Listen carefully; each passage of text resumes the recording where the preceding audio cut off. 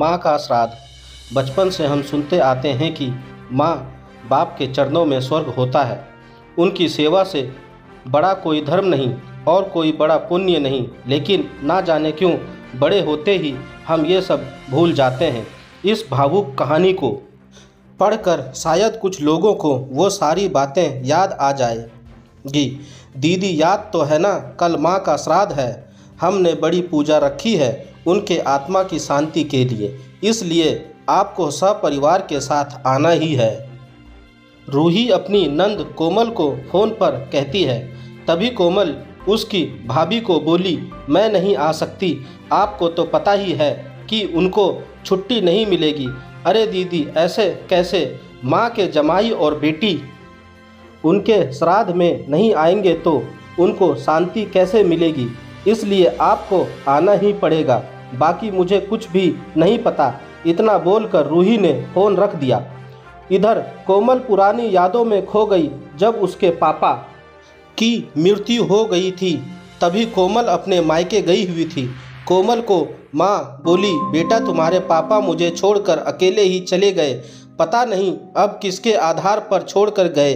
माँ कोमल के गले लगकर रो रही थी। तब कोमल बोली, यह सब लोग तो है ना, भैया भाभी और बच्चे, तो चिंता क्यों करती हो।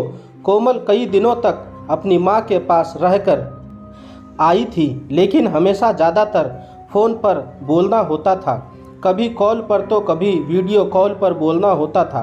बेटा क्या बनाया तूने, एक दिन माँ ने वीडियो कॉल पर पूछा। माँ आलू की सब्जी और रोटी बनाई है, कोमल ने जवाब दिया। माँ बोली, अरे वाह। सब्जी का नाम सुनते ही माँ की आंखों में एक अलग ही चमक देखने के मिली जो कोमल को दिखी। तभी कोमल माँ को बोली, माँ तुम्हें खाने का मन हो रहा होगा तो भाभी को बोलो बना कर दे। कोमल हंसते हुए माँ से बोली। तभी माँ बोली, नहीं नहीं, अब इस उम्र में आलू कहाँ पचते हैं, मैं तो ऐसे ही बोल रही थी। जब तुम्हारे पापा हुआ करते थे तब बहुत बार बनती थी।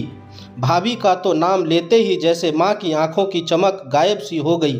माँ ने कॉल रख दिया। माँ को क्या हो गया, ऐसे क्यों बोल रही थी, वह सब ठीक तो होगा ना। कोमल अपने आप से बातें कर रही थी। ऐसे बहुत बार खाने की बातों पर बातचीत होने पर माँ की आंखों का भाव बदल जाता, लेकिन ऐसा क्यों था वो समझ नहीं पाई। लेकिन इसके पीछे का राज उसके समझ में आ गया जब वह छुट्टियों में 2 दिन के लिए मायके गई थी। एक दिन कोमल माँ के कमरे में माँ के साथ गपशप कर रही थी। तभी दीदी, खाना खाने चलो रूही, माँ के कमरे में आकर कोमल बोली। चलो माँ, तुम भी खाना खा लो, कोमल उठते उठते हुए बोली। अरे दीदी नहीं नहीं, माँ को क्यों तकलीफ़ देना, वह यहीं पर ही खाना खा लेंगी, आप चलो, रूही बोली। लेकिन भाभी, लेकिन वेकिन कुछ नहीं दीदी, आप चलो, माँ के घुटनों में दर्द होता है, इसलिए माँ कमरे में ही खाना खाती हैं। रूही स्पष्ट रूप से बोलती है। तो फिर भाभी मेरा भी खाना यहीं पर लाओ, हम दोनों साथ में खाना खाएंगे, ऐसे कोमल अपने भाभी को कहती है। इस पर रूही कुछ नहीं बोल पाई, लेकिन कोमल को साफ तरीके से समझ में आ गया कि रूही को यह सब पसंद नहीं आया। वह चुपचाप वहाँ से निकल गई और थाली में पूरी सब्जी, रायता, अचार लेकर आई और माँ के लिए खिचड़ी। माँ यह क्या है, तुम यह सब नहीं खाने वाली हो क्या, कोमल माँ को बोली। उतने में रूही बोली, अरे दीदी, माँ को यह सब हजम होता, इसलिए मैं उनको खिचड़ी और दाल ही देती हूँ। इतना बोलकर रूही वहाँ से निकल गई। माँ ने अपनी प्लेट उठाई पर माँ का ध्यान कोमल की प्लेट पर ही था। यह देख कोमल सुन्न सी पड़ गई। उसने माँ के मुंह में एक पूड़ी का निवाला डाला, लेकिन माँ ने मना कर दिया। तब कोमल ने अपनी माँ की आंखों में वही भाव देखा था जो वीडियो कॉल पर देखा था। पता नहीं भाभी का डर था या लड़की के निवाले का मोह था। तब भी कोमल ने पूरा खाना माँ को खिलाया और खुद खिचड़ी खाने लगी। 2 दिन कोमल वहीं पर थी और कोमल माँ को उसकी प्लेट का खाना खिलाती और खुद खिचड़ी खाती। ऐसे 2 दिनों तक चला। माँ के बहुत मना करने के बाद भी कोमल मात्र जिद में माँ को खाना खिलाती थी। वह बोली, भैया मैं कुछ दिनों के लिए माँ को अपने घर ले जाती हूँ। घर जाने से पहले कोमल ने अपने भाई तन्मय को पूछा। वह बोला, क्या तुम्हारा दिमाग खराब हो गया है? लोग क्या कहेंगे? बेटा माँ को तकलीफ देता होगा, इसलिए माँ अपनी बेटी के घर रहती है। तन्मय गुस्से में बोला, अरे बाबा सही तो बोल रहा है वह, माँ बेटी के घर जाती है क्या भला? तू आराम से जा अपने घर, मेरी चिंता मत कर, मैं यहाँ खुश हूँ। बेटे की बातें सुनकर बोली। कोमल ने बहुत जिद की, लेकिन माँ बेबस थी। कोमल उदास मन से अपने घर वापस आई। कुछ दिनों बाद खबर आई कि माँ अब नहीं रही। इस खबर ने सब कुछ खत्म कर दिया था। कोमल को पता था कि माँ कितनी तकलीफ से गुजरी, लेकिन माँ को दूसरा लड़का नहीं था बल्कि एक लड़की थी, इसलिए वह कुछ नहीं कर सकती थी। कोमल अकेले ही माँ के श्राद्ध में आई। आज माँ के श्राद्ध में 56 तरह के भोग बनाए गए। सब लोग मज़े से खा रहे थे। लोगों ने रूही और तन्मय की वाहवाही करने में कोई कसर नहीं छोड़ी। दुनिया में सबसे अच्छा बेटा और सबसे अच्छी बहू कह रहे थे उन्हें। माँ के गुजर जाने के बाद इतना विचार कर रहे हैं तो माँ जिंदा थी तब कितनी सेवा की होगी दोनों ने। कोमल दुखी होकर माँ की तस्वीर की तरफ देख रही थी।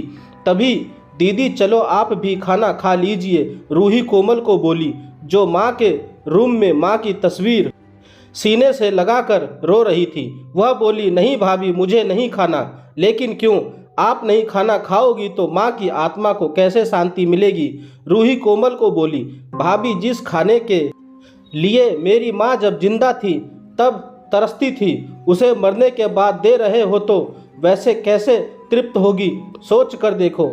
एक बार आज आपने पकवानों का ढेर लगाया है। माँ जिंदा थी तब आपने उनकी मनपसंद खाने के 2 निवाले खिलाए होते तो माँ वैसे भी तृप्त हो चुकी होती। वहीं माँ का असल में श्राद्ध कहलाता। यह जो भी हो रहा है वह सिर्फ एक दिखावा है। इसकी वजह से माँ कैसे तृप्त हो पाएगी?